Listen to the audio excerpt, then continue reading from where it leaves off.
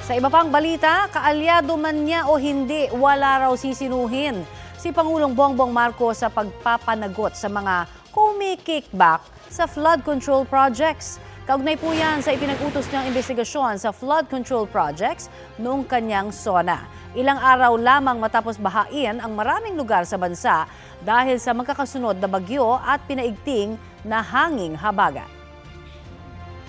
Is President Marcos going to crack the whip, really crack the whip on those responsible? Dinadaanan na hirap na dinadanas ng ating mga kababayan. They have to be told who is responsible and somebody has to answer for their suffering. Paano ho kung kaalyado ninyo? Sorry na lang. Hindi na kita kaalyado kung ganyan ang ginagawa mo.